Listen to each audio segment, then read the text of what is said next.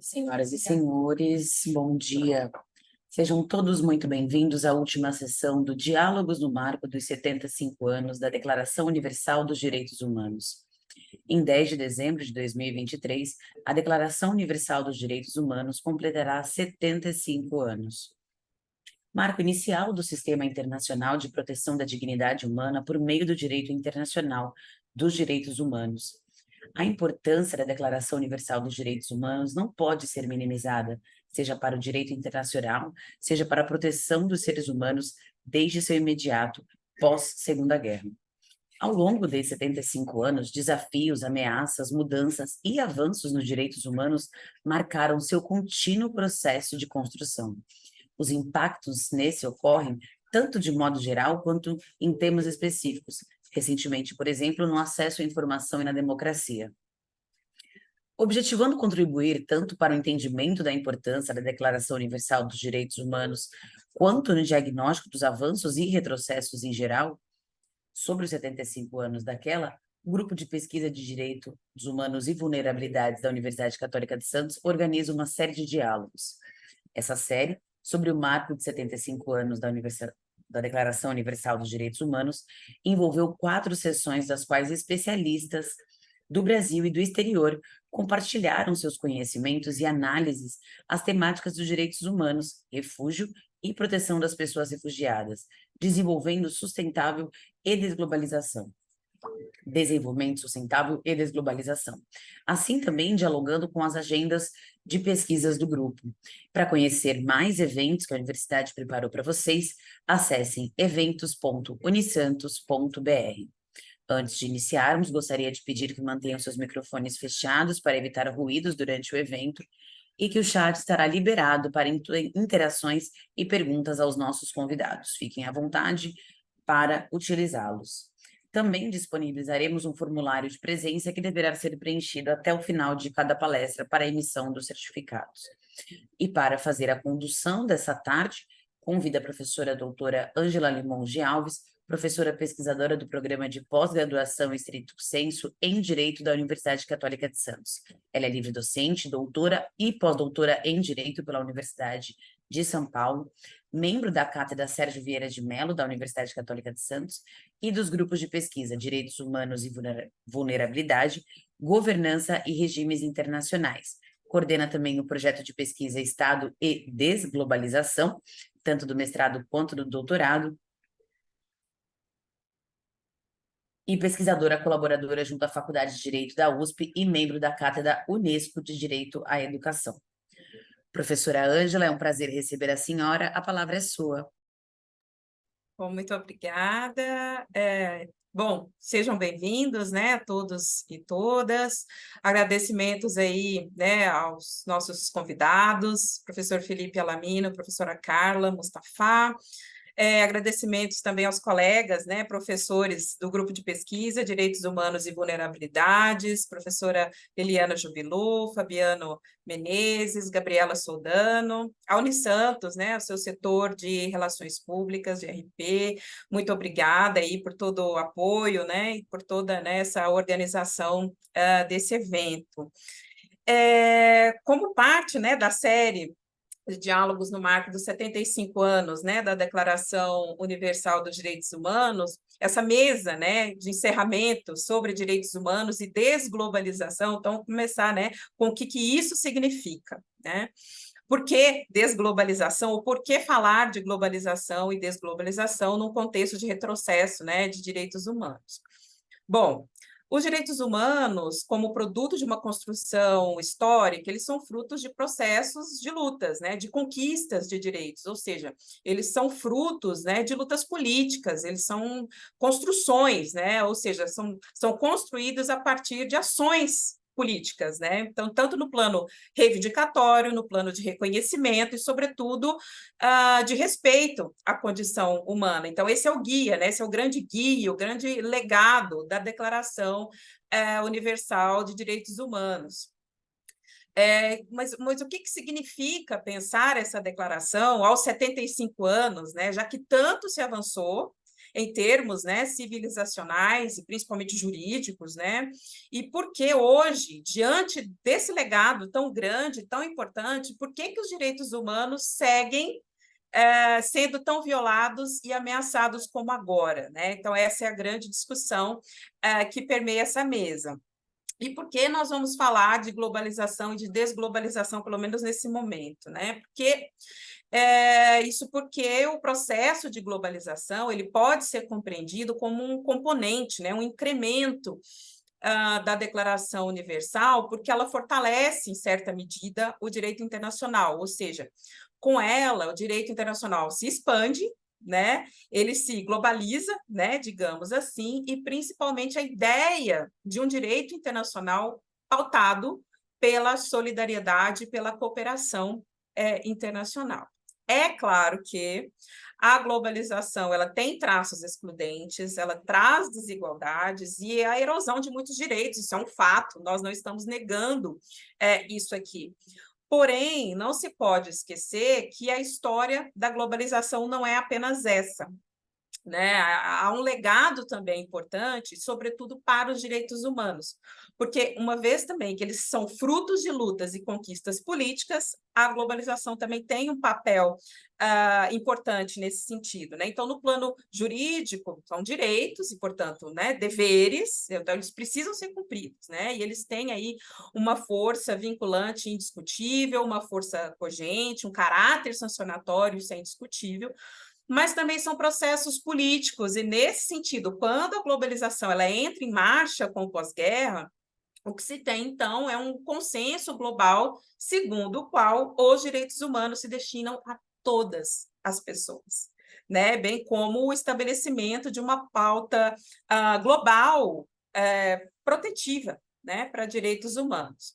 Só que com o contramovimento de desglobalização, ele é conhecido, né, como desglobalização, também não é um termo consensual, né, mas que já vem ganhando espaço, né, nas discussões acadêmicas e políticas, e agora jurídicas também, né, algo que se vivencia na atualidade, para alguns pós-crise de 2008, e no segundo caso também uma ação política mais voltada para as guerras falhas do 11 de setembro, ou seja, um contexto pós-guerras falhas, as chamadas guerras falhas, né, do 11 de setembro, em razão exatamente do enfraquecimento do direito internacional, muitas dessas conquistas dos direitos humanos passaram a ser questionadas. Muito do direito internacional passou a ser questionado. E do plano da política, da ação política, a proteção dos direitos humanos também passou a ser dificultada no plano dos direitos, né? E o grande diferencial da atualidade é exatamente essa ameaça, né, aos direitos humanos pela via das instituições, criadas exatamente para proteger os direitos humanos, né? Então, se tem são discursos contrários aos direitos humanos que passam de uma retórica para uma ação política no plano institucional, né? Isso tanto dos estados nacionais quanto de governança, né, no plano internacional. Isso que, em certa medida, a literatura, né, já vem chamando de teoria do lobo no redil, né, mas que em português, um português mais coloquial, nós poderíamos entender, né, traduzir para o lobo em pele de cordeiro, né, ou seja, quando a pauta de direitos humanos é utilizada para minar os próprios direitos humanos. Por exemplo, né, a proteção à educação. Todos têm educação como um direito humano absolutamente, né, fundamental para todas as pessoas, então ninguém jamais vai se opor à educação, né? A proteção dela, que ela é um direito humano, um bem jurídico a ser protegido, né? Mas, na medida em que se passa a questionar o que é educação e, principalmente, quem são os seres humanos merecedores desse direito, se destrói o próprio direito à educação, como um direito humano em si. Porque se abre, né, caminho para, abre margem, né, para discussões sobre esse direito humano para todos. Né? Por exemplo, né, a chamada ideologia de gênero, por exemplo, né? Nesse caminho, a gente tem, então, a propositura de vários projetos de lei, no caso do Brasil, né, patentemente inconstitucionais, eles acabam sendo propostos sequencialmente, né, e a finalidade é a restrição do próprio direito à educação, né? Então, ao limitá-lo, então, portanto, o que a gente tem é exclusão, né? A gente acaba alijando pessoas desse direito. Né? Então, para proteger a educação, a gente destrói, né, a educação como um direito de todos e todas, né? E todos, né? Porque, né? Então, por essa razão que eu venho tentando já há algum tempo compreender esses retrocessos dos direitos humanos na atualidade dentro de alguns estudos sobre desglobalização, essa é a razão da nossa mesa, né? Como a maneira, né, de tentar explicar, né, buscar as razões pelas quais esse legado da Declaração Universal dos Direitos Humanos vem sofrendo retrocessos. Especificamente, né, eu fiz isso na minha tese de livre docência, que foi defendida junto à Faculdade de Direito da USP, agora no meu livro, né, Globalização, Desglobalização, Impactos na Soberania Estatal, e da soberania uma compreensão bastante ampliada de direitos humanos, como, né, instrumentos de trava, né, para o próprio exercício de soberania, ou seja, limitação, né, por exercício de soberania, que está ainda no prelo, né, sob o selo aí da editora Fórum Del Rey. Já, né, teremos em mãos para uma discussão mais aprofundada, né, sobre esses argumentos, essa explicação, né, essa contextualização que nós fazemos aqui nesse momento. E como essa é uma compreensão muito particular minha, né, eu convidei aqui, então, alguns colegas acadêmicos, amigos, na verdade, né, para a reflexão de hoje, né, pessoas que estudam, né, os direitos humanos, que se dedicam a essa temática, que fazem parte de grupos de pesquisa, mas também se inserem na sociedade civil, que isso é importante. Uma das preocupações aqui do nosso grupo de pesquisa são os impactos sociais, né, que a pesquisa acadêmica proporciona, né? Então, a gente precisa, para além da produção de conhecimento, fazer com que esse conhecimento ele circule, ele seja debatido e que ele realmente transforme, né? Seja propositivo, né, e transformador. E agradeço novamente, né, aos meus colegas do grupo de pesquisa aqui de direitos humanos e vulnerabilidades, que também receberam muito bem as minhas ideias, as minhas proposições, professora Eliana Jubilu, professor Fabiano Menezes, Gabriela Soldano, e grandes parceiros já, né, dessas ideias.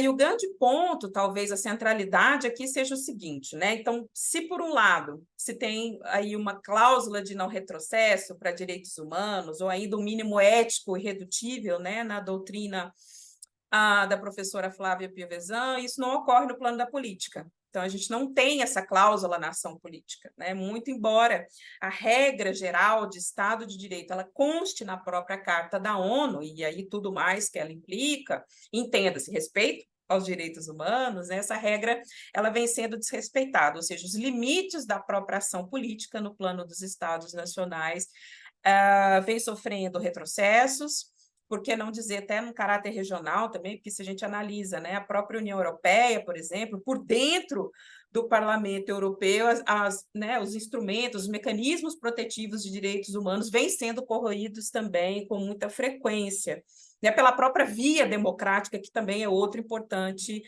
direito humano. Então, pensar tudo isso implica pensar também em condições de vulnerabilidade, ou seja, minorias, né? Ou seja, é um contexto que acaba sendo muito mais agravado, né? Ou seja, para aqueles que já têm em si, né, por si só, condições mais dificultadas de exercício e acesso aos direitos humanos, isso se torna muito mais grave. E essa também é uma preocupação, ou seja, né, o foco, né, do nosso grupo de pesquisa é o estudo, né, das vulnerabilidades, os direitos humanos e as vulnerabilidades. Então, para pensar tudo isso, refletir melhor, né, sobre essas questões,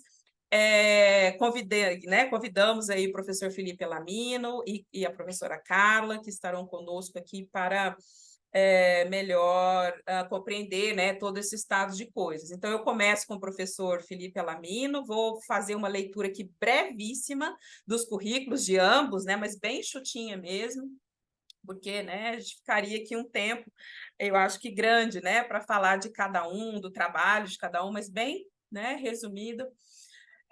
O professor Felipe Alamino é professor da FADISP, doutor em Direito pela Universidade de São Paulo, pesquisador do Centro de Estudos sobre Proteção Internacional de Minorias da USP, o CEPIM, e coorganizador do Fórum Permanente sobre Genocídio e Crimes contra a Humanidade da USP. Professor Felipe, a palavra é sua. Bom, muito obrigado. Boa tarde a todas e todos. É um prazer estar aqui. Eu gostaria de agradecer ao Grupo de Pesquisa de Direitos Humanos e Vulnerabilidades da Universidade Católica de Santos, na figura da professora Ângela Limonge, pelo convite, e agradecer também a presença dos nossos espectadores, dos nossos telespectadores, uma vez que estamos virtualmente, e dos demais colegas aqui presentes, como a minha colega Carla Mustafa, que falará na sequência.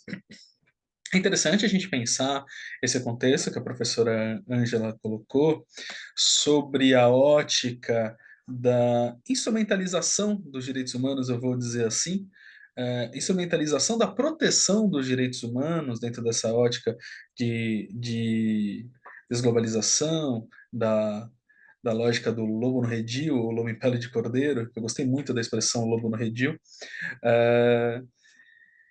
Quando a gente pensa, por exemplo, nessas guerras mais modernas, mais da ordem do dia, como não vou falar do conflito do Oriente Médio no momento, mas da guerra que já está há mais de um ano no cenário. Na verdade, se a gente for considerar, está desde 2014 no cenário, mas explodiu com maior força no ano passado, que é a guerra da Rússia contra a Ucrânia, da invasão russa na Ucrânia. E por que eu estou falando disso no conceito de direitos humanos e no conceito de proteção a minorias, no conceito de proteção a vulneráveis?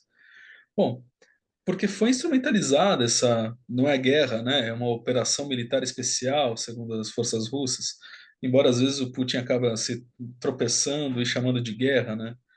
Vainé em russo, ele acaba esquecendo, não fala operação especial, ele acaba deixando passar a guerra. Mas enfim, o conflito, ele tem uma característica muito própria que partiu da lógica da proteção da minoria russa no leste da Ucrânia. Então, segundo o governo da Federação Russa, haveria ali um desrespeito aos direitos intrínsecos a essa população minoritária russa. E aqui eu faço uma pausa para explicar o que é o conceito de minoria, né? Bom, primeiro eu vou fazer aqui um meia-culpa máximo, não meu, mas do direito internacional como um todo com relação à minoria, porque não existe um conceito fechado para minoria no direito internacional.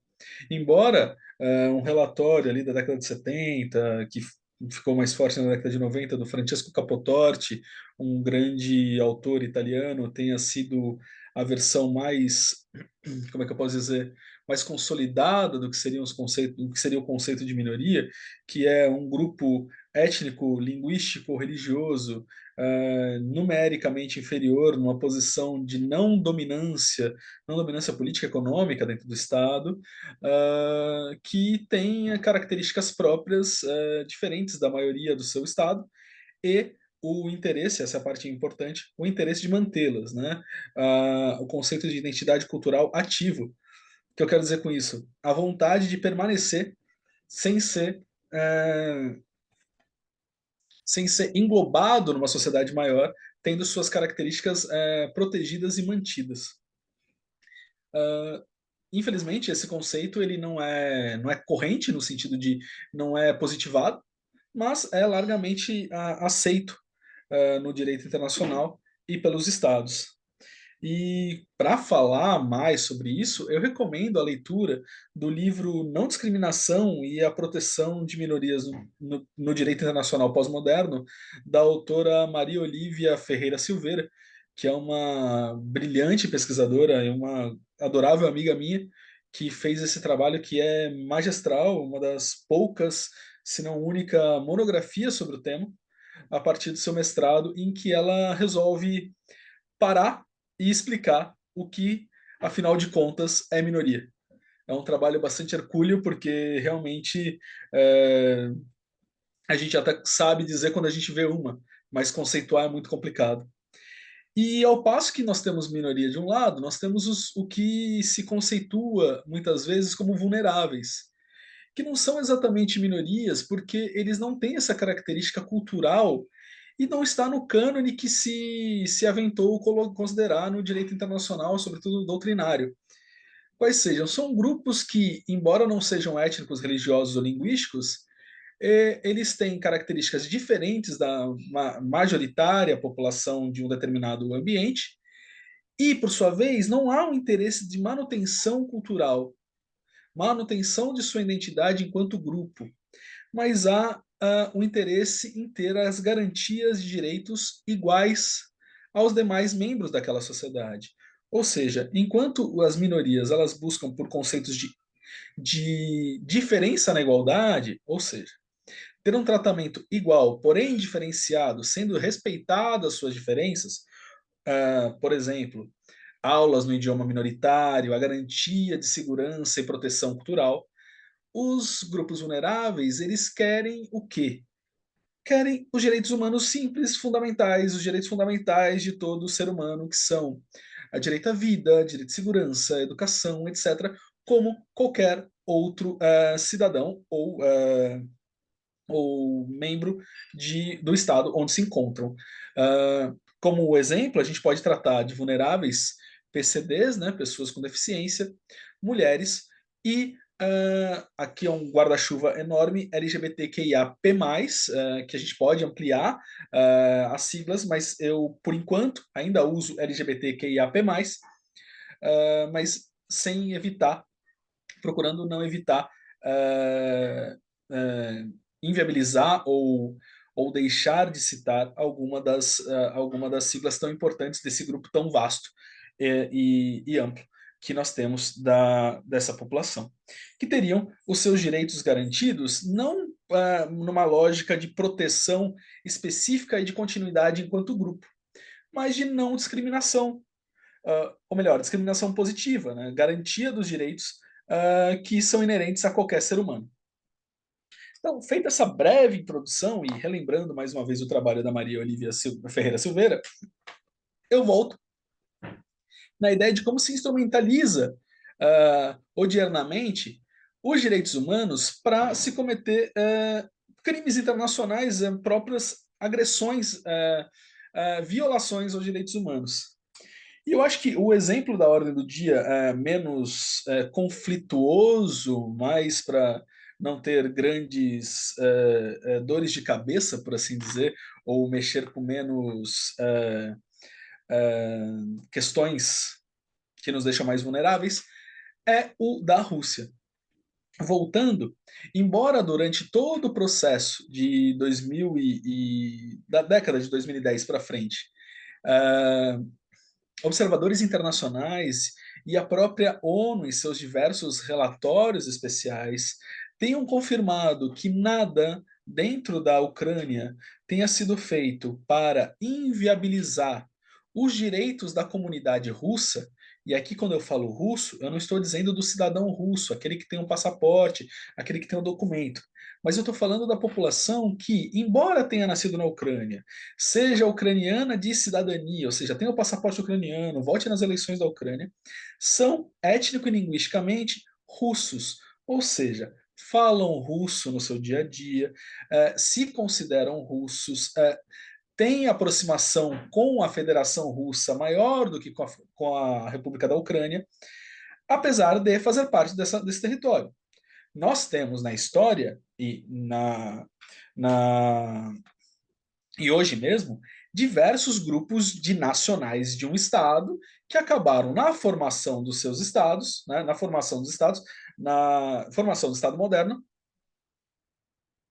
sendo parte daquele estado nacional, mas tendo uma ligação muito maior com um estado vizinho às vezes, étnico e linguisticamente, do que com o estado do qual ele faz parte da fronteira. Isso, nós tivemos diversos grupos como os alemães da Rússia, os alemães do Volga, os alemães na Polônia, os alemães na Romênia, os húngaros na Sérvia, ou na Iugoslávia antigamente, e diversos outros grupos por quê? Porque os limites do Estado Nacional não necessariamente respeitaram os limites da mancha de povoamento humano. Então nós tivemos aqueles grupos separados, seja por um vale, por uma montanha, por um rio, ou por alguma expedição que esse grupo fez no passado, seja porque o imperador convidou determinado grupo de colonos de uma, de uma nacionalidade para povoar aquela terra, como os alemães do Volga, mas acabaram fazendo uma colônia muito grande desse grupo de indivíduos num território que é completamente alheio à sua pátria natal, por assim dizer. Esses seriam as minorias. E no caso, os russos, dado o fato de que a Ucrânia primeiro fazia parte do Império Russo e posteriormente da União Soviética, possuía uma população muito grande desses russos. Mas voltando, os estudos, os relatórios indicam que esse tratamento dessa população russa da Ucrânia nunca teve nenhuma afetação. O que eu quero dizer com isso? Não houve perseguição por razão linguística, era permitido o uso do idioma russo, inclusive em algumas regiões da Ucrânia, embora a Ucrânia fosse monolíngue, em algumas regiões da Ucrânia, tendo uma população minoritária sendo majoritária, o que eu quero dizer, localmente majoritária, mas dentro do contexto da Ucrânia minoritária, o idioma poderia ser cooficial. E existiam regiões, a região leste da Ucrânia, havia cooficialidade, se não de jure, de fato, entre o russo e o ucraniano. Então não havia uma ameaça à condição dos russos, eles não eram perseguidos. Todavia, o que foi feito dentro de um contexto de expansão territorial, de conquista territorial, ligando territórios que são emocionalmente muito caros ao antigo Império Russo e até hoje à Rússia, houve a proteção, né, a chamada proteção dessa minoria frente frente ao Estado ucraniano. Então, se a gente lembrar, no começo da guerra, em 2021, a Rússia ela começa a operação especial por temor de um possível genocídio a uma população ucraniana. Vamos lembrar o que é o genocídio? O genocídio é a destruição no todo ou em parte de um grupo nacional, étnico, religioso, diferente, homogêneo, cometido pelo Estado, por um indivíduo. Então, se a gente. Aqui a associação é bem fácil. Se a gente pensa no genocídio enquanto crime, a gente percebe que o objeto desse crime, o grupo a ser destruído, é uma minoria. Nós temos talvez um dos maiores genocídios de todos os tempos, contabilizado como tal, 6 milhões de judeus, uma minoria religiosa, por assim dizer, assassinados pelo regime nazista na Alemanha durante a Segunda Guerra Mundial. Tanto é que, a partir desse conceito, que a gente começa a pensar na tipificação do crime. Então, sim, o genocídio ele acontece contra minorias. Nós temos, depois, só para citar outros dois grandes que tivemos na história mais recente, na década de 90, nós tivemos o genocídio de Tutsis, cometido por Hutus em Ruanda, e, sobretudo, o massacre de Srebrenica durante a guerra da Iugoslávia. Nós tivemos o massacre de bósnios de religião muçulmana por eslavos sérvios de religião cristã ortodoxa. Então, sim, o conceito de genocídio está diretamente relacionado com o conceito de minorias. Tá? E aqui foi instrumentalizado pela Federação Russa para exatamente o quê? Minar. A gente trabalha com o conceito de proteção do direito internacional de um grupo específico para conseguir objetivos diferenciados. E nós tivemos aqui um setback. Qual foi? O que o tiro saiu pela culatra? Embora nós tivéssemos a proteção internacional desse grupo minoritário, nós tivemos um grande problema. Se, por um lado, tenha se desenvolvido a lógica da Rússia invadir a Ucrânia para proteger a sua minoria que corria perigo, Por um outro, a partir do momento em que há invasão, nós temos sim o quê? Problemas com criação de refugiados, em maior número, grandes. E aqui, tecnicamente, até a Carla vai poder me corrigir depois, não seriam tecnicamente refugiados, porque eles não teriam a característica própria de refúgio, mas eles receberam um visto especial da Europa para poder se deslocar. Então, na tecnicidade há uma pequena diferença, uma pequena grande diferença. E o que acontece? Além disso, nós tivemos problemas com relação àqueles territórios que outrora eram de direito da Ucrânia, agora dominados pela Rússia, que passaram a ter a sua população ucraniana, e aí quando eu falo ucraniana, de língua ucraniana, de etnicidade ucraniana, sendo perseguidas. Sendo perseguidas no sentido de ter problema para poder ter aulas em ucraniano, ter problema para poder ter acesso à cultura no idioma ucraniano. Então vejam como se instrumentalizou a proteção dos direitos humanos para, na verdade, cometer, cometer abusos e crimes contra esses direitos humanos. Então, isso era uma coisa que eu queria falar sobre essas questões da atualidade e fazendo um salto, um duplo escarpado de ideias, falando um pouquinho de vulnerabilidades, como que o direito internacional odierno ele tem enfrentado outras questões. Questões interessantíssimas desde o ponto de vista acadêmico, mas extremamente tristes se a gente for parar para pensar. Ora, é sabido, e os dados eles estão aqui para a gente pensar, falando sobre vulnerabilidades, tá? Agora falando sobre grupos vulneráveis, que o Brasil é um dos países onde mais se cometem crimes contra a comunidade trans dentro da LGBTQIAP+. Onde há crimes contra a comunidade LGBTQIAP+, crime de homofobia que foi tipificado pela STF há pouco tempo, relativamente, como um possível crime de racismo, há bastante pouco tempo, diga-se de passagem. E que é um dos países onde mais se consome pornografia trans e onde mais se mata população trans. Ou seja, é um problema psicanalítico, não é um problema nem de direito, é um problema psicanalítico que o Brasil enfrenta. Obviamente de direito também, tá, gente? Mas esse mesmo país que sofre tudo isso e que nos 4 últimos anos tivemos um grande leva de pessoas fugindo do país, procurando refúgio, procurando asilo em outros estados, pela sua condição de ser membro LGBTQIAP+, também é um dos poucos países no mundo que aceita o refúgio dessa comunidade. Então, isso torna um caso bastante ímpar ao analisar, porque ao mesmo tempo que nós temos o influxo, nós temos a leva de refugiados brasileiros pedindo asilo fora por ser LGBTQIA+, nós também recebemos diversos pedidos de outros, de estrangeiros, por assim dizer, de não nacionais ao Brasil, para que sejam admitidos como refugiados na categoria de refugiados LGBTQIA+, embora essa categoria não exista no conceito de refugiados, e talvez a Carla, se quiser falar, ela pode falar mais sobre isso, ou então a gente pode abrir depois nos debates e a gente explica melhor. E, sobretudo, a gente recebe pessoas de países africanos e até de vizinhos aqui da América do Sul.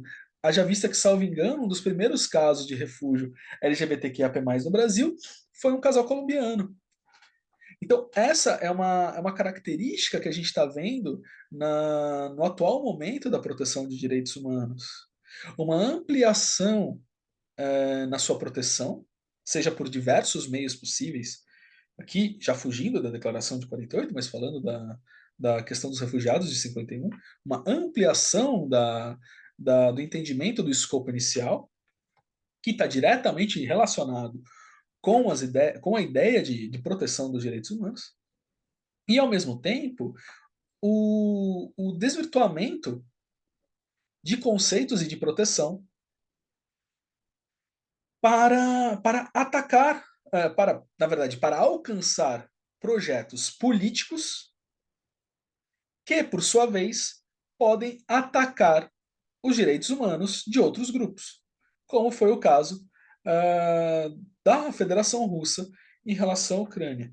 Então, é um momento em que a gente tem uma ampliação e, ao mesmo tempo, uma transmutação de conceitos que não são feitos de forma jurídica, mas são feitos de forma de interpretação de grandes estados, estados detentores de poder, que dificultam a aplicação e a garantia desses direitos humanos na fase atual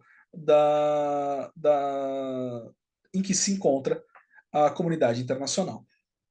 Acho que era isso que eu queria falar nesse primeiro momento e fico aberto para as questões que existirem. Muito obrigado. Muito obrigada, Felipe. Muito interessante, né, as colocações e em especial, né, chamando a atenção aqui para o próprio conceito, né, de minorias e a concepção que se tem, né, de minorias e grupos minoritários e vulneráveis, que também é uma pauta, né, que muito me interessa, né, um estudo que a mim também é muito caro, porque nos remete à formação dos próprios estados nacionais, né? Então, os estados nacionais, quando eles se forjam na modernidade, eles têm aí uma premissa importante, né, de padronização, né, da criação de modelos que eram aqueles modelos considerados, né, aquele formato considerado ideal para aquele estado, né? E aí também há em paralelo, né, toda uma ideia que permeia né, o ideológico, vamos dizer assim, de nacionalidade, nacionalismo, né, a correspondência entre uma ideia nacional e o Estado, né? Então, quando essas ideias elas se juntam, elas se unem, elas se acoplam, né? No momento em que nós tínhamos poderes altamente fragmentados, é o modelo europeu, né? Bom que se diga, mas de poderes altamente fragmentados. Então, essa centralidade, essa concentração de poder num único lugar, ela teve o seu lugar e ela foi importante, né, para a construção dos Estados nacionais, mas isso atinge, né, um ápice, vamos dizer assim, na Segunda Guerra Mundial, né, porque não dizer também na Primeira, mas, né, num período, né, em que a humanidade conheceu o que ela tinha de pior, né, durante a Segunda Guerra Mundial e no pós-guerra, como um legado importante, né, para direitos humanos, a consciência, né, de que nós precisávamos sim limitar, né, alguns conceitos que acreditávamos, né, ser já absolutos. O primeiro deles é a soberania, outro tema também que me é muito caro, mas a limitação de soberania, ela foi importante, uma concepção ampliada de direitos humanos, isso também muito importante, até que a gente constrói, então, todo esse legado, né, da Declaração Universal que nós estamos aqui já nessa última mesa, né? Acho que esse é um tema, né, que perpassou todas as mesas pelas quais eu fiz questão de participar, né, pelas quais, né, nós compusemos esse evento e eu fiz questão de participar de todas, porque, enfim, né, acho que é uma oportunidade única, né, desse tipo de debate.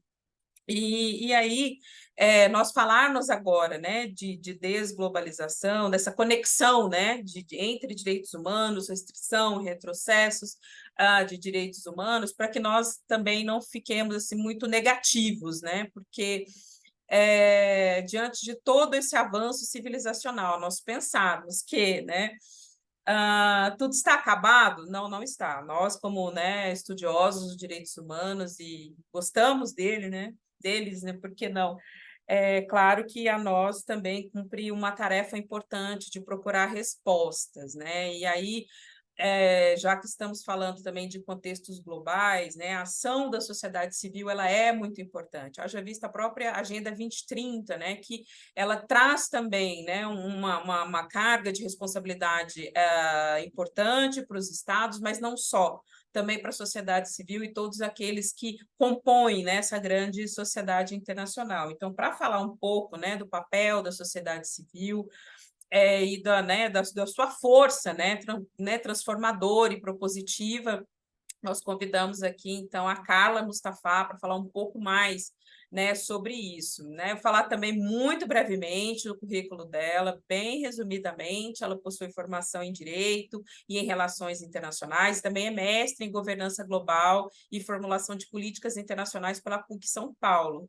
Ela é coordenadora do Núcleo de Imigrantes e Refugiados da Comissão de Direitos Humanos da OAB São Paulo e também membro do Centro de Pesquisa em Proteção Internacional de Minorias, o CEPIM, da USP. Carla, fique à vontade para suas considerações e obrigada novamente pela presença também. Bom, uma boa tarde a todos, a todas e a todos que estão nos acompanhando.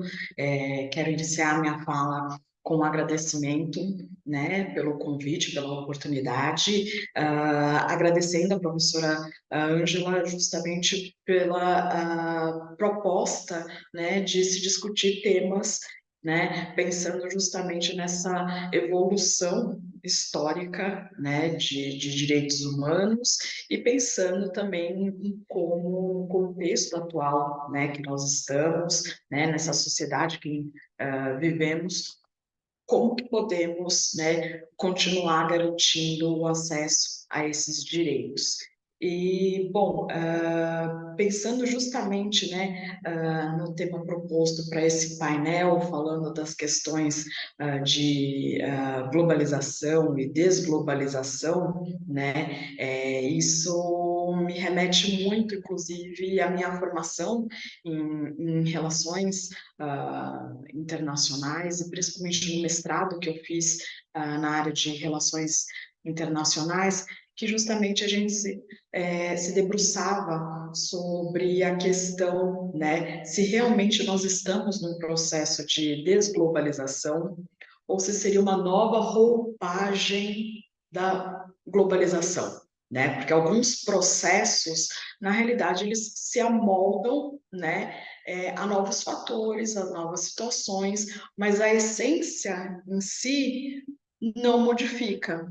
Então, você tem novas formas de se pensar o processo de globalização e, a partir disso, obviamente, pensar nos impactos, né, desses processos, né, de globalização ou de desglobalização, justamente na efetivação dos direitos humanos, né, e isso também tem uma relação muito direta com justamente a inserção de novos atores, tanto no sistema internacional, né, como também na defesa, né, e na promoção desses direitos.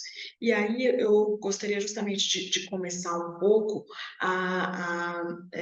talvez dar uma pincelada sobre, né, as questões os impactos, né, dos processos de globalização e desglobalização, e eu sempre me utilizo, né, como um referencial justamente para falar de como nós podemos pensar a respeito desses temas, dois autores, né, que eu tive contato justamente não só na graduação de Relações Internacionais, mas também no meu mestrado em Relações Internacionais.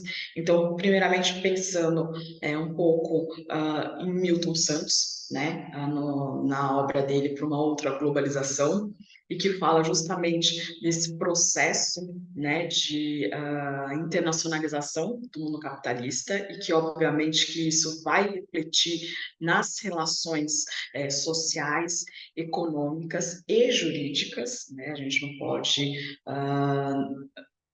deixar de mencionar isso, né? E de como realmente esses processos, né, eles se dão de uma maneira muitas vezes desigual, e principalmente pensando em questões de norte e sul global. Então, ao mesmo tempo que você tem fatores que são atrativos, mas você também tem fatores que são expulsivos, né? E justamente isso também vai mudar um pouco a lógica de como se constrói, né? Ou de como você garante a efetividade de sistemas de direitos humanos. Pensando, então, na Declaração Universal de Direitos Humanos, que foi pensada justamente num momento, né, em 1948, que nós estávamos justamente num pós-Segunda Guerra Mundial e já encaminhando para um momento de Guerra Fria, de grande tensão, mas com justamente o ideal de que minimamente alguns direitos, né, você tivesse um piso mínimo, né, de garantias que fossem cumpridos, né, ou que fossem garantidos pelo maior número possível de estados, né, pensando justamente nessa lógica de cooperação, né, e que tem muita relação com o processo de globalização, né? Porque quando a gente pensa também em globalização, uma palavra que vem com muita frequência é justamente a integração, a cooperação, a interdependência, né? De como que você constrói, né, relações, obviamente pensando em alguns objetivos, né? Sejam eles sociais, econômicos, políticos, né? Isso vem sendo construído ao longo do tempo.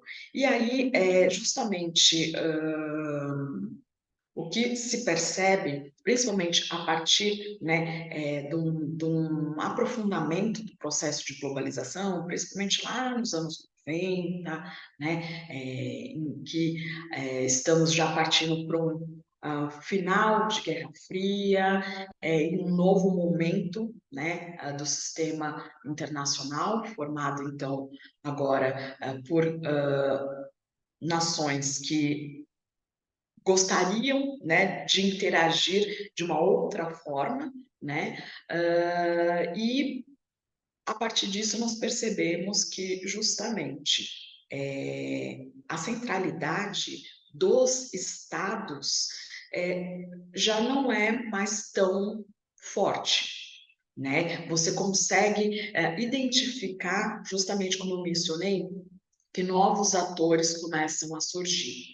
Então, se busca, nesse momento, por exemplo, a formação de blocos. Então, você tem o auge da formação dos blocos, Mercosul, União Europeia, você tem uma necessidade, né, de diálogo maior, que não seja pelo uso da força, mas outras possibilidades, né? E principalmente a questão de organizações internacionais, organismos internacionais, né, que cada vez mais, então, pensando nos anos 90, OMC, Banco Mundial, então você vê uma influência muito grande, né, inclusive para a tomada de decisão desses atores que sempre ficaram mais à margem, né, dos processos de tomada de decisão, mas que nesse processo, então, de globalização começam a interferir.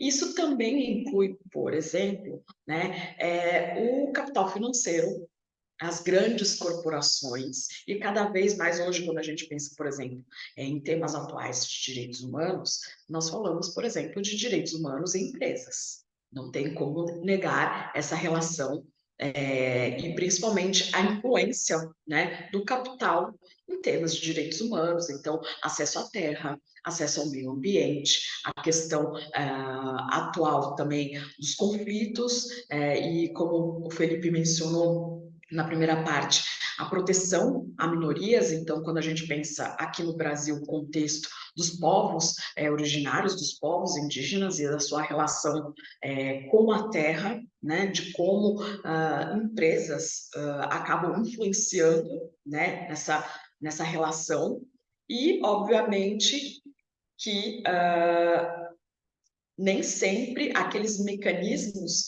de proteção, né, internacional de direitos humanos conseguem dar conta, né, dessas mudanças, né, graduais que a própria sociedade acaba tendo. E justamente uma questão, né, que eu falei desses novos atores, né, o Milton Santos, ele tem uma frase que ele fala justamente da questão, é que você tem essa inserção, então, de novos atores, mas, ao mesmo tempo, essas relações, principalmente as relações econômicas, elas são muito implacáveis. Ou seja, quem tem poder econômico acaba, de certa forma, também influenciando o poder político, né, para a tomada de decisões, que nem sempre inclui, né, aqueles atores mais tradicionais, ou, inclusive, aqueles atores que estão diretamente relacionados àquela situação. Então, você tem justamente um sistema, né, que ao mesmo tempo tem esse viés de querer integrar, de querer cooperar, mas que é muito desigual, há muitas assimetrias entre os atores e justamente o poder econômico acaba sobressaindo, né? E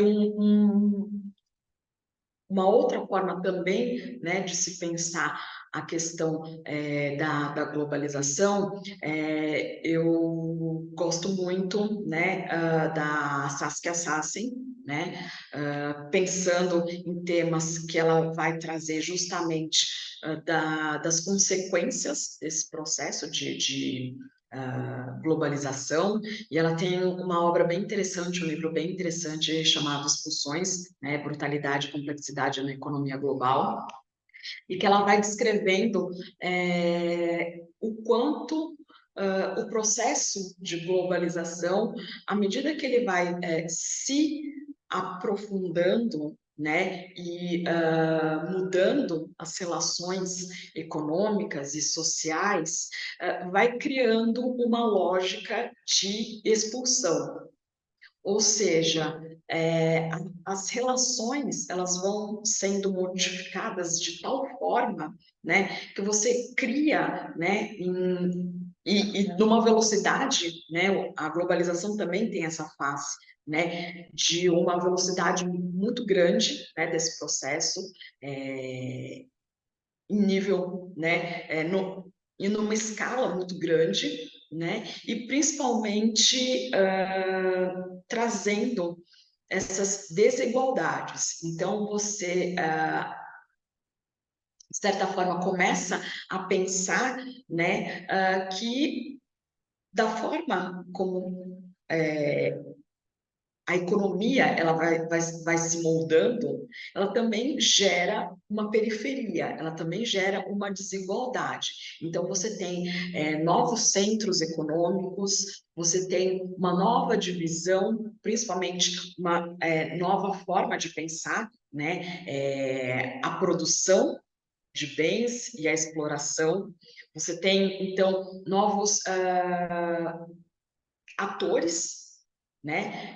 Principalmente a questão de grandes corporações, né? Influenciando nesses processos decisórios.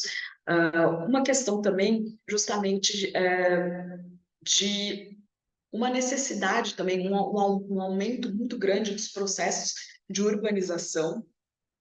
Então, as cidades acabam se tornando, de certa forma, não só um espaço geográfico, mas um espaço em que são tomadas decisões e que muitos fenômenos, né, que nós pensamos de forma global, por exemplo, a minha área de atuação é migração, mas quando a gente pensa, né, nas migrações transnacionais, nos processos de mobilidade humana, pensamos de uma maneira, né, mais distante, mas são nas cidades que as pessoas chegam, são nas cidades que as pessoas são acolhidas, são nas cidades que as pessoas se fixam, ou, em algumas situações, servem de passagem.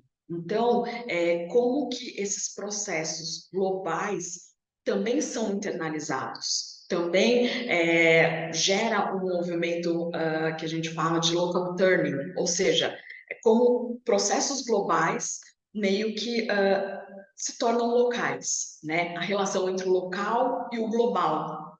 E a globalização, ela tem essa perspectiva, né, daquilo que é muito distante, que parece ser tão distante, né, por exemplo, de questões relacionadas com fluxos migratórios. Não, mas o Brasil está distante, e, enfim, mas recebe pessoas de diversas nacionalidades, inclusive recentemente, na mídia, a questão envolvendo os afegãos, né? Brasil não faz fronteira com o Afeganistão, né? É um país que está à distância, mas que recebe um número significativo, né, de afegãos. Então, como que esses processos, né, como essas situações que são globais acabam também nos atingindo. Isso faz parte do processo de globalização, porque a interdependência, né, a cooperação, a relação entre estados está tão fortemente interligada, né, que algo que acontece do outro lado do globo também nos atinge, né? E isso também é pensado com muito cuidado, né? E justamente a Saskia Sassen fala dessa questão das expulsões e do que exatamente ela fala, né? Dessas expulsões. Então você vê cada vez mais as questões de mobilidade humana, de migrações, de degradação do meio ambiente, de questões climáticas, de principalmente perda de terras, principalmente por populações em situação de vulnerabilidade, né? E que, na realidade, o que a gente percebe, né, é que nós vivemos atualmente um paradoxo, né? Ao mesmo tempo que nós estamos aqui discutindo a questão, né, de direitos humanos, então da universalidade dos direitos humanos, a realidade nos mostra que os interesses de certos atores, principalmente os atores econômicos, colocam em xeque, né, se realmente há uma universalidade dos direitos humanos, se realmente há essa acessibilidade e principalmente se há uma efetivação dos direitos humanos na sociedade atual, né? E justamente essas novas formas, né, esses novos arranjos, essas novas relações, né, geram consequências, então, econômicas, políticas, sociais e jurídicas, né? Cada vez mais entidades não governamentais, então, principalmente a sociedade civil, vem buscando um espaço, né? E uma atuação, seja por forma de pressão, né? Ou realmente participando efetivamente dos processos decisórios, né? E isso é muito interessante de se pensar, né? Principalmente a partir, então, dos anos 90. E aí a gente tem, né, pensando também numa comparação entre globalização e desglobalização. Então, quando a gente pensa em globalização, essa questão principalmente de criação de blocos, de uma necessidade de maior circulação de bens, de mercadorias, de pessoas, do uso da tecnologia, da informação, de um aceleramento, né, dessas relações. E, justamente como a professora Ângela falou, justamente no início, a crise de 2008, ela coloca em xeque, né, essas questões, né, do quão integrado nós estávamos, dessa interdependência, né, e de como a crise, né, financeira de 2008 atingiu de forma desigual, né, não só países, né, do norte e sul global, mas mesmo entre esses atores que detêm esse poder econômico, como atingiu de forma diferente, né? Então, isso também traz, né, algumas questões justamente que se vai discutir, né, a partir principalmente de 2008, principalmente a questão do Estado-nação, da soberania, né, porque até então se culpava, né, essa questão de se buscar diminuir a intervenção do Estado, ou principalmente de no mundo ideal, né, as fronteiras não serem tão restritivas, mas o que nós vimos na realidade é que não foi por esse caminho, né? Você teve justamente a partir, principalmente de 2008, um fechamento de fronteiras, né? Um protecionismo gigantesco e o reacendimento de movimentos nacionalistas, principalmente no norte global.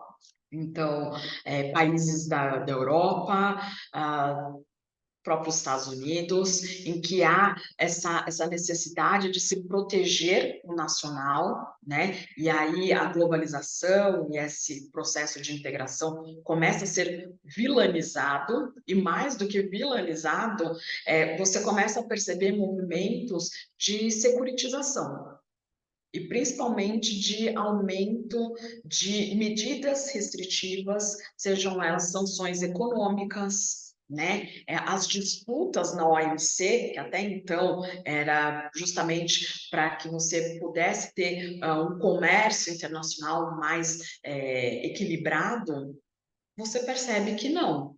Os países começam a utilizar os mecanismos da OMC justamente para punir outros países ou para, de certa forma, tentar proteger, né, o seu mercado. Né? E isso, obviamente, também vai ter implicação jurídica, né? Que a gente percebe que tem de certa forma, uma deterioração das relações laborais, então uma precarização muito grande das relações de trabalho, violações, né, de direitos humanos, uma diminuição, né, de proteção de direitos sociais, né, e principalmente nos países do norte global, e aí eu faço também um pouco um gancho com a minha área de atuação, que é a migração. Então começa a se pensar a migração como algo ruim, né? Como migrantes e refugiados, como possíveis ameaças, né? Não só do ponto de vista de segurança nacional, né? Porque sabemos que há um certo estereótipo em determinados grupos que são vinculados, por exemplo, a atividades terroristas ou a um estereótipo, né? De realmente de vilanização, né? Dessas pessoas, e ao mesmo tempo, né, a falta de perspectiva, né? Então, como que a gente pode, de alguma forma, né, resolver essas questões? Então, justamente os processos, né, de globalização, desglobalização, têm um impacto direto nos direitos humanos. Primeiro, porque justamente depois da crise de 2008, há uma incerteza muito grande, uma insegurança muito grande. Até que ponto, né, os mecanismos jurídicos conseguem resolver essas situações, né? E aí quando a gente pensa justamente na proteção, né, os sistemas internacionais de direitos humanos, quando a gente pensa inclusive nas cortes e nos tribunais internacionais, né, o que se discute também é o quão, né, os estados também conseguem internalizar essas decisões internacionais, né, ou o quão efetiva, né, são realmente essas decisões.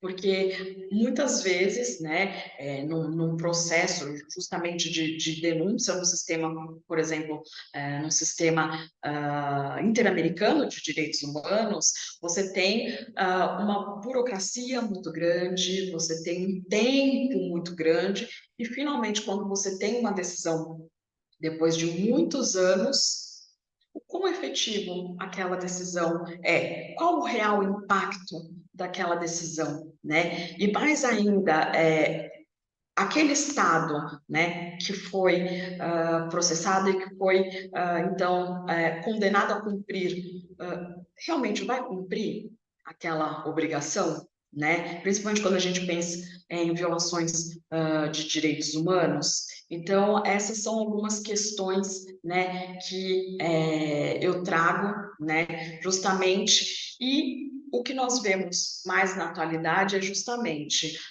uma pressão, né, cada vez maior da sociedade civil em cobrar, né, sejam por mecanismos realmente de trazer esse constrangimento, inclusive esse constrangimento internacional, né, quando dentro do próprio Estado você tenta, de alguma forma, debater ou chegar a alguma solução e não consegue, o simples constrangimento internacional, você não precisa chegar a ter uma decisão, né, de um tribunal internacional, a simples movimentação de se buscar um sistema internacional, enfim, acionar, né, a comunidade internacional, já gera um constrangimento e muitas vezes um recuo, né, nessas violações de direitos humanos de maneira em geral. E já caminhando para o encerramento, né, da minha participação, como eu mencionei, eu trabalho com o tema de migração e de refúgio, né, e que justamente essas questões de mobilidade humana, de migrações internacionais, estão diretamente relacionadas com esse processo de globalização, e principalmente como eu mencionei logo no início, quando você tem essa nova, né, geografia de centros econômicos e esse deslocamento desse poder econômico, você também faz com que as pessoas migrem, né? É porque elas vão buscar oportunidades em outros países, né? Elas vão tentar buscar, né, de certa forma, melhores condições de vida em países que tenham algo a oferecer, né? E aí eu estou falando exclusivamente de uma migração voluntária, de uma migração laboral, né, que se difere muito das migrações forçadas, né, do deslocamento involuntário, pensando justamente em solicitantes de refúgio, refugiado, né, a definição clássica da Convenção do Estatuto de Refugiado de 51, são pessoas que saem dos seus países de origem por conta, né, de violações de direitos humanos ou por conta de perseguição, né? Que aí realmente são pessoas que necessitam de uma proteção específica, né? Mas o que tem se discutido justamente são, por exemplo, as questões relacionadas ao Pacto Global dos Refugiados, ao Pacto Global dos Migrantes, se pensar formas de migração segura, né, sem necessariamente conflitar com as questões de soberania, de controle de território, de controle de fronteiras, né, que muitas vezes surgem nesses processos. E, por fim, falar um pouco, né, da atuação, então, da OAB, né, eu coordeno um núcleo de imigrantes e refugiados da Comissão de Direitos Humanos da OAB São Paulo, da seccional aqui de São Paulo, e como que a OAB se insere, né, nessas questões. Primeiro, entender que, né, a Ordem dos Advogados do Brasil, ela tem por finalidade justamente defender a Constituição, o Estado democrático de direito, direitos humanos e justiça social. Então, isso faz parte da essência, né, da instituição OAB. E, obviamente, né, enquanto instituição, intermediar, né, o diálogo, né, com outras instituições, buscar a aplicação, né, das leis, o acesso à justiça, né, aperfeiçoar ou garantir esse acesso, né, a justiça, garantir o direito de defesa de qualquer pessoa, né, lembrando justamente que a advocacia tem um ônus público, então é uma função também pública, né, de defesa do interesse público, da democracia, dos direitos humanos, da justiça social. E é justamente nesse sentido que justamente as comissões, né, que integram a OAB buscam temas, né, de relevância e que podem, né, e devem ser debatidos. Justamente a questão que eu acompanho é de imigrantes e refugiados, então, desde 2019, eu atuo dentro da OAB com questões relativas à migração e refúgio, justamente, né, buscando esse diálogo entre as instituições, seja governos municipal, estadual, federal, diálogo com as partes interessadas, né, com os atores que compõem uma governança migratória, então, Polícia Federal, Defensoria Pública da União, Defensoria Pública do Estado, Ministério Público Federal, que tem uma atuação relevante nesses temas, também o acompanhamento, né, das normativas que regem, né, as questões migratórias, sejam elas a lei de imigração, a lei de refúgio, as portarias, as resoluções normativas, né, pensando, né, na sua finalidade, né, e principalmente na sua implementação.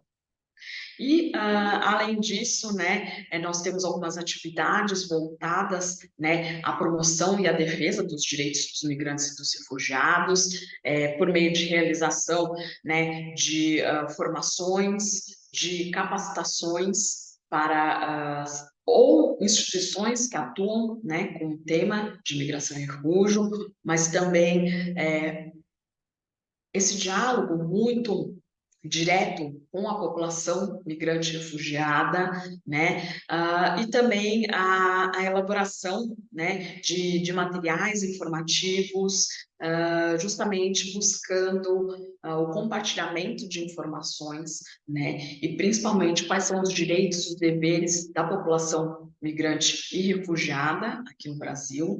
Então, inclusive, o Felipe, ele faz parte do núcleo e sempre contribui muito, né, na elaboração desses materiais e dos cursos que nós realizamos, e também nós temos uma atuação justamente junto a alguns espaços, né, de debate, entre eles aqui na cidade de São Paulo, principalmente o Conselho Municipal de Imigrantes, que é um órgão colegiado, né, que faz parte aqui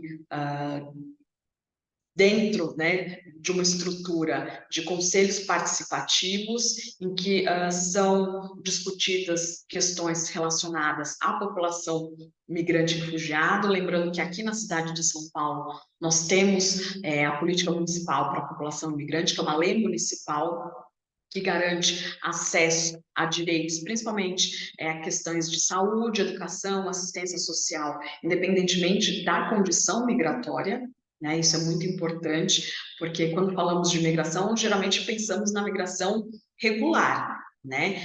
Esquecemos que pessoas migram em diversas circunstâncias, né? Nem sempre de maneira regular, né? Documentada, e obviamente que não podem ter seus direitos cerceados por falta de documentação. Então, nós atuamos justamente nessas questões aqui na cidade de São Paulo, mas também dentro do sistema da OAB, nas subseções, né? São Paulo tem 256 subseções da OAB, então nós sempre temos o diálogo, porque percebemos também que a população migrante não fica restrita, né, às capitais ou às grandes cidades. A gente também tem percebido um processo de interiorização desses migrantes e refugiados para outras cidades. E, às vezes, a OAB, né, é o único ponto de apoio, né? Pensando também, já que a gente falou de organizações da sociedade civil, há muitas instituições que trabalham com o tema de migração e refúgio na cidade de São Paulo, mas, como eu falei, estão aqui centralizadas na cidade de São Paulo e, mais ainda, no centro de São Paulo. Nas regiões mais periféricas, a gente encontra dificuldade de ter instituições que possam atender essa população, que dirá em outras cidades, em cidades mais afastadas, né? Isso não significa que não exista a presença migrante e refugiada nessas cidades, mas que muitas vezes há falta de uma estrutura adequada, né, para o acolhimento, né? E recentemente nós estamos acompanhando algumas situações, como eu mencionei agora, a questão dos afegãos. Eu estive durante um certo tempo na Praia Grande, onde houve aquele abrigamento provisório, né, dos afegãos, justamente para garantir que essas pessoas pudessem ter acesso à documentação e a direitos, né? Lembrando que, justamente, pessoas em situação de mobilidade humana têm direitos, né? Migrar é um direito humano, né? E muitas vezes isso, dentro do campo, né, da defesa dos direitos humanos, isso é meio que deixado de lado. Então, lembrar que migrar é um direito humano, solicitar, né, refúgio, você, ainda na Declaração de Direitos Humanos, fala da questão do asilo, é também um direito humano, retornar ao seu país de origem também é um direito humano, ter uma nacionalidade também é um direito humano. Então, todas essas questões, né, pensando justamente agora nesses processos de globalização ou desglobalização, né, como isso influencia as questões relativas a acesso a direitos, a acesso à documentação, principalmente num mundo que você percebe que o processo de globalização fez com que os bens e os serviços, as mercadorias, circulassem cada vez mais, mas restringiram a circulação de pessoas, né? Isso foi desde o início, né? Então, você percebe que há uma securitização, há um protecionismo muito grande com relação às questões voltadas para o comércio, mas também, principalmente, a restrição com relação às pessoas. A criminalização da migração irregular, infelizmente, é uma realidade. Não é a do Brasil, né? E isso foi uma mudança muito recente, né? Pensando que nós tínhamos o Estatuto do Estrangeiro, que criminalizava, sim, a entrada e a permanência irregular de pessoas, e que ficou em vigor até 2017, quando houve a mudança, né, para a lei de imigração, que justamente tem, né, na sua característica, né, fundamental, a questão da dignidade humana, né, de uma acolhida humanitária e de se pensar, né, acesso a direitos tanto de migrantes como de refugiados, solicitantes de refúgio, a partir da ótica, né, dos direitos humanos. Então, eram algumas questões que eu gostaria de trazer e fico também à disposição e agradeço muito a oportunidade. Bom, muito obrigada, Carla. Um panorama muito interessante sobre globalização e, por que não, né, o seu refluxo, desglobalização. Adoro esse tema. Então, já convido desde já a voltar, né, assim como o professor Felipe também, que já é um parceiro aqui da nossa instituição. Então, sinta-se também à vontade para voltar sempre que quiser. A nossa instituição está com as portas abertas. Acho que podemos fazer umas boas parcerias, né, também. Adoro esse tema, acho que ele é muito, para além de instigante, né, ele é muito assim, explicativo da realidade atual, ele é muito importante, e muitas das vezes alguns acontecimentos, eles acabam, né, levando, né, ao esquecimento, obliterando algumas realidades que são também muito importantes, né? Para além, né, do próprio nome, né? Globalização, desglobalização, como uma nova fase da globalização, globalização 2.0, hiperglobalização, desglobalização, novas fases e processos, tudo isso precisa ser bem estudado e compreendido, com certeza. Então, né, muito obrigada aí pela contribuição, e em especial também, né, o papel da sociedade civil, né, na grande ferramenta, né, de governança que se tem, que também é muito importante, né?